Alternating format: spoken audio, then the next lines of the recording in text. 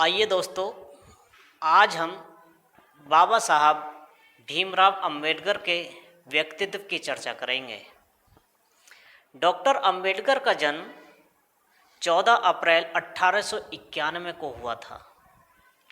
इसी दिन अमेरिका में एक घटना हुई। अमेरिका के राष्ट्रपति इब्राहिम लिंकन की हत्या कर दी गई तथा पूरा अमेरिका शोकमय हो गया। हर तरफ सनसनाहट फैल गई। डॉक्टर अंबेडकर की एजुकेशन के बारे में बात करते हैं। डॉक्टर अंबेडकर 9 भाषाओं के ज्ञाता थे और उन्होंने 32 डिग्रियां विश्व के अनेकों विश्वविद्यालयों से प्राप्त करी थी। Doctor Ambedkar London school of economics में 8 वर्ष में समाप्त होने वाली डिग्री पढ़ाई जिन्होंने 2 वर्ष में पूरा कर ली थी। यानी जो डिग्री 8 वर्ष में कंप्लीट होती थी, डॉक्टर अंबेडकर ने मात्र 2 वर्ष में उसको कंप्लीट कर लिया था। आप उनकी बुद्धि का अंदाज़ा लगा सकते हैं। इसी बात पर महात्मा गांधी तथा अन्य विद्वानों ने कहा था कि डॉक्टर साहब 500 स्नातक व 1000 विद्वानों की बुद्धि के बराबर बुद्धि रखते हैं। यानी कि डॉक्टर साहब के अंदर इतना ज्ञान था, इतनी दूरदर्शिता थी, इतनी बुद्धि थी कि वह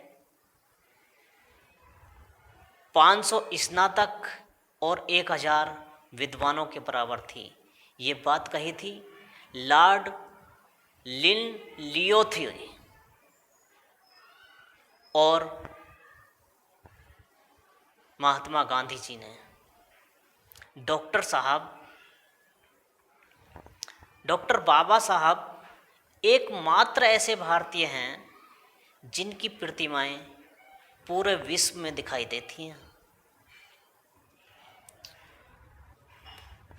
और उनका जन्मोत्सव पूरा विश्व मनाता है। यदि स्टैचू व किताबों की बात करें तो बाबा साहब के जितने स्टैचू विश्व में लगे हैं, उतने स्टैचू किसी भी विद्वान के पूरे विश्व लेवल पर इतने स्टैचू किसी विद्वान के नहीं हैं। जितनी किताबें बाबा साहब के ऊपर लिखी गई हैं, अन्य किसी विश्व के विद्वान के ऊपर इतनी किताबें नहीं लिखी गई। यदि गीत और गानों की बात करें तो जितने गाने और गीत बाबा साहब के ऊपर लिखे हैं, उतने किसी और अन्य विद्वान के ऊपर नहीं लिखे गए। ऑक्सफोर्ड विश्वविद्यालय में एक सर्वेक्षण हुआ था जिसमें 10,000 वर्षों के विश्व विद्वानों की सूची बनाई गई जिन्होंने मानवता के लिए, मानव कल्याण के लिए कार्य किए थे। उस सूची में बाबा साहब 4थे नंबर के विद्वान थे जिन्होंने मानवता के लिए अपना जीवन समर्पित कर दिया। बाबा साहब एक ऐसे विद्वान थे, वो गरीब तबके से लेकर ऊंचे तबके तक सभी के कल्याण की बात सोचते थे।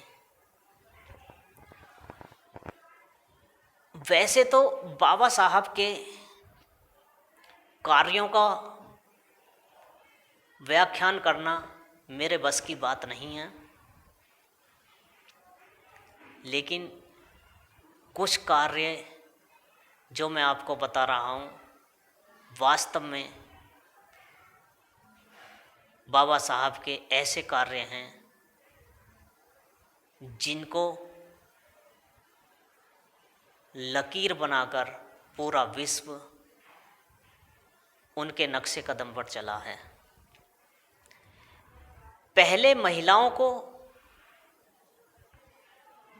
मूर्ख व जड़ बुद्धि माना जाता था और उन्हें एक चार दीवारी में घर के अंदर रहने के लिए मजबूर रखा जाता था। लेकिन संविधान द्वारा शिक्षा का अधिकार प्राप्त होते ही महिलाएं सीढ़ी दर सीढ़ी अपनी योग्यता का लोहा मनवाती चली गईं।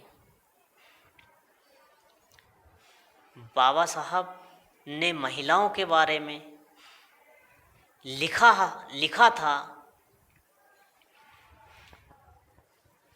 कि किसी भी महिला को सिर्फ महिला होने की वजह से किसी अवसर से वंचित न रखा जाएगा और न ही उसके साथ लिंग के आधार पर कोई भेदभाव किया जाएगा।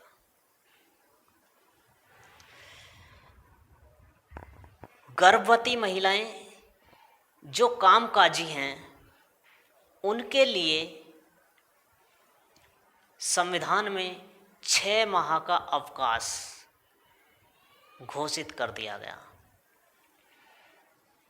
जिससे महिलाएं अपनी नौकरी भी करती रहीं और उनके प्रेगनेंसी में कोई बाधा भी नहीं आई।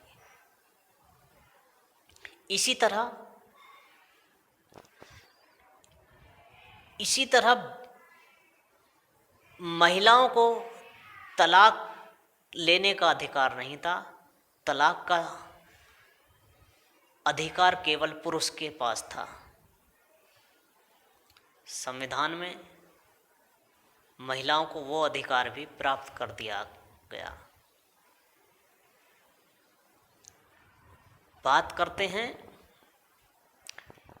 महिलाओं को कुछ देशों में मतदान का अधिकार भी तक नहीं था, किंतु भारत देश में संविधान में सबको समानता का अधिकार देकर के मतदान का अधिकार प्राप्त करा दिया गया। आज महिलाएं प्रधानमंत्री बन सकती हैं, राष्ट्रपति बन सकती हैं, किसी भी ओहदे को प्राप्त कर सकती हैं। किंतु दुख की बात यह है कि अंबेडकर